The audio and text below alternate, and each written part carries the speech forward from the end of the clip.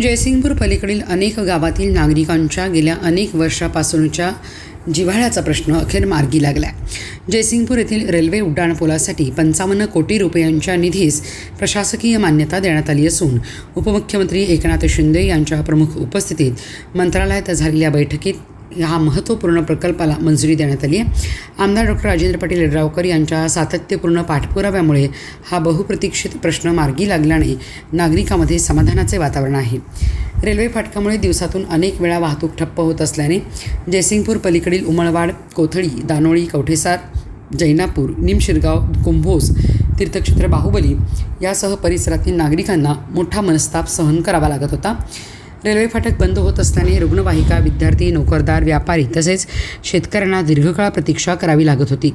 विशेषतः गंभीर रुग्णांना वेळेत रुग्णालयात पोहोचवणे, शिक्षणासाठी दररोज प्रवास करणारे विद्यार्थी, नोकरीसाठी ये-जा करणारे कर्मचारी आणि शेतमालाची वाहतूक करणारे शेतकरी यांना या रेल्वे फाटकामुळे मोठ्या अडचणीचा सामना करावा लागत होता। त्यामुळे या उड्डाणपुलाच्या मंजुरीमुळे वैद्यकीय सेवा, शिक्षण, नोकरदार वर्ग आणि शेतकरी यांना सर्वाधिक दिलासा मिळणार आहे। हा प्रश्न कायमस्वरूपी सोडवण्यासाठी आमदार डॉक्टर राजेंद्र पाटील यड्रावकर यांनी शासनाकडे सातत्याने पाठपुरावा केला। त्यानुसार मंत्रालयात झालेल्या बैठकीत रेल्वे उड्डाणपुलासाठी 55 कोटी रुपयांच्या निधीस प्रशासकीय मान्यता देण्यात आली। या निर्णयामुळे परिसरातील वाहतूक अधिक सुरक्षित, जलद आणि सुरळीत होण्याचा मार्ग मोकळा झाला आहे। या महत्त्वपूर्ण बैठकीस जयसिंगपूरचे नगराध्यक्ष संजय पाटील यड्रावकर, संबंधित विभागाचे वरिष्ठ अधिकारी उपस्थित होते, तर पालकमंत्री प्रकाश आंबेडकर आणि जिल्हाधिकारी डॉक्टर विजय राठोड यांनी व्हिडिओ कॉन्फरन्सद्वारे सहभाग नोंदविला।